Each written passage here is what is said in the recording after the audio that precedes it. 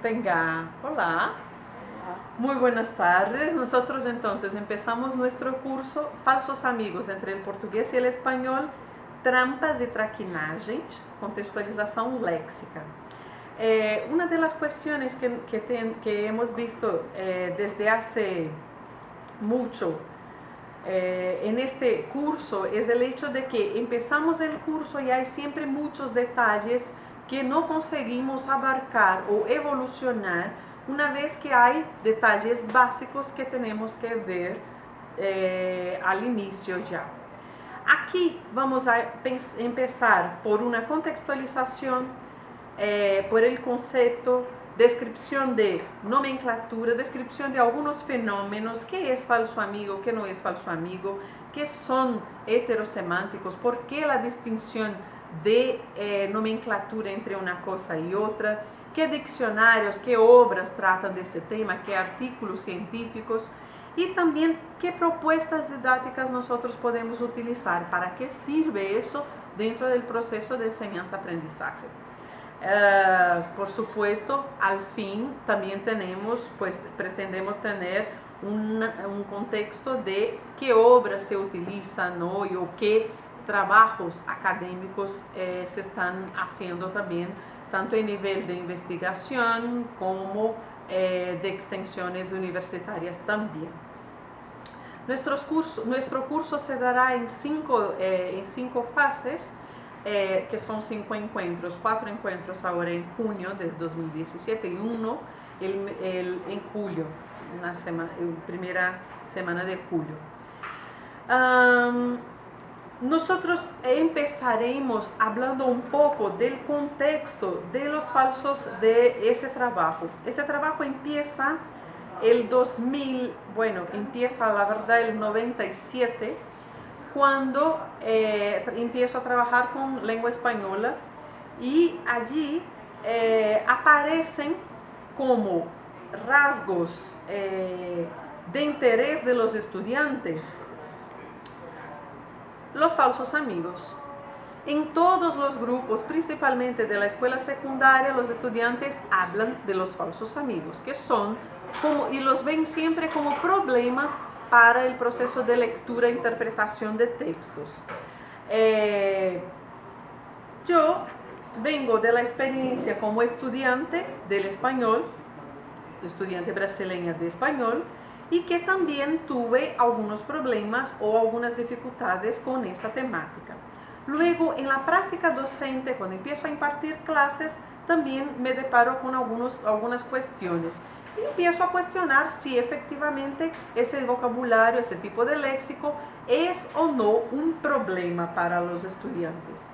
Lingüísticamente, vamos viendo que para algunas lecturas y para el proceso de interpretación de algunas lecturas, hemos visto que sí tratan de algún tipo de problema. Sin embargo, para un nivel de lectura general y global, muchas veces solo el contexto nos puede ayudar a resolver esas cuestiones que traen los falsos amigos. Entonces, otro lado, hemos visto que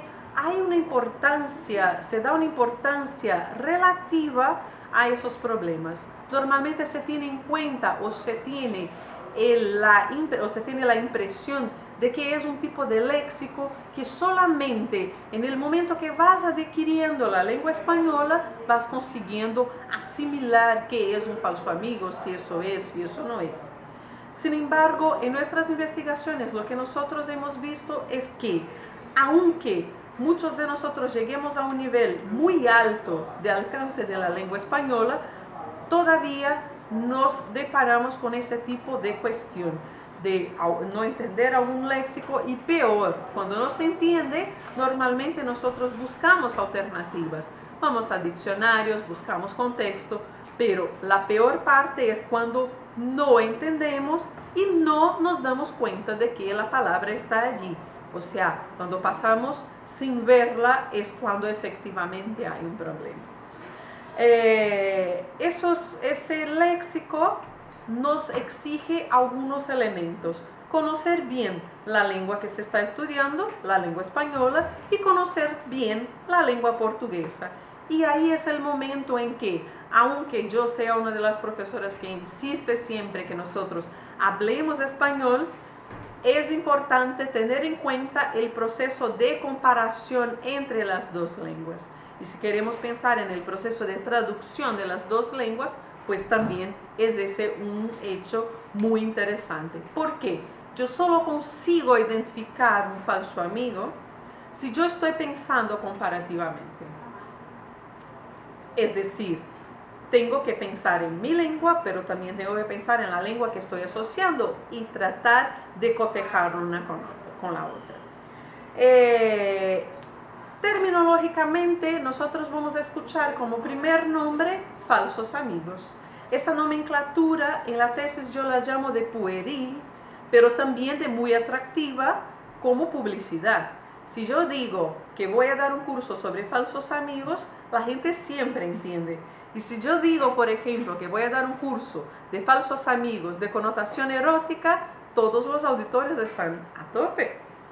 Entonces, esa nomenclatura nos sirve bastante para eso. Eduardo Melo ya está llamando como un arquitema falsos amigos. Es como si fuera una nomenclatura que abarcara los diversos tipos de elementos de falsedad. Yo efectivamente no lo uso científicamente. ¿Por qué? Falsos amigos, pensemos el término, ¿no? Yo pienso cuando dos palabras tienen significaciones diferentes, por lo tanto ellas me engañan a pensar que tienen, si ellas son parecidas, tienen el mismo significado, sin embargo su significado es otro. Sin embargo, cuando nosotros vamos estudiando un poco más de ese tema, vamos viendo que determinadas palabras que pensábamos que tenían significados distintos, tienen el mismo significado o lo tuvieron en algún momento. Por ejemplo, la palabra olvido. Olvido en portugués, esquecimiento. Sin embargo, si nosotros vemos los libros literarios o vamos a Machado de Assis o a otros términos o a otros materiales de lengua portuguesa, vamos a encontrar la palabra ouvido con la misma grafía del español, que também significa esquecimiento. Entonces, ¿qué pasó? ¿Cómo puede que una palabra sea más o menos falsa? Entonces, como no existe más o menos falso, yo no utilizo y no me abarca la significación con falsos amigos. Con falsos cognados, que es otra palabra que también encontramos para designar ese mismo término. Falsos cognatos. ¿Qué es una palabra cognada? Una palabra cognada significa la familia de esa palabra. Entonces tengo en portugués pedra, pedreiro, pedrada y por ahí vamos. Esa familia comparada en una lengua y en otra es lo que traería, nos iba a posibilitar encontrar falsedades entre familias, falsos cognados. Si nosotros observamos palabras como puede ser la palabra latir, latir es considerado un falso amigo. Pero cuando nosotros observamos los diccionarios en portugués y en español, pensemos por ejemplo en el portugués en el Wise, pensemos en el español en el DRAE, Diccionario de la Real Academia Española, nosotros vemos que las acepciones en una lengua y en la otra están exactamente iguales y por orden. La acepción 1 está igual, la 2 está igual y la 3 está igual.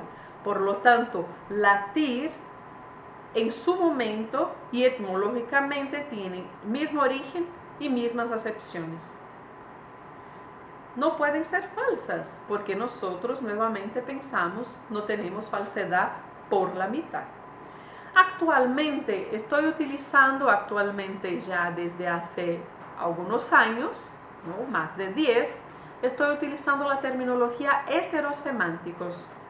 ¿Por qué? Simplemente porque hay una serie de fenómenos por detrás de esa significación que es heterogénea.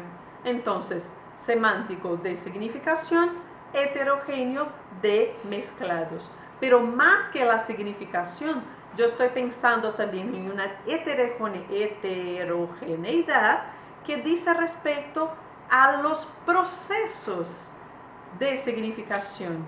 Nosotros tenemos ahí muchos elementos como pueden ser los arcaísmos que ya mencioné o el lenguaje culto, el lenguaje especializado como el lenguaje literario, y dentro de un recorte sincrónico tenemos muchos más falsos amigos que muchas veces en un análisis diacrónico no son falsos amigos. Pero también hablaremos de análisis diacrónico, de análisis sincrónico, para conseguir abarcar un poco esa temática. Gracias.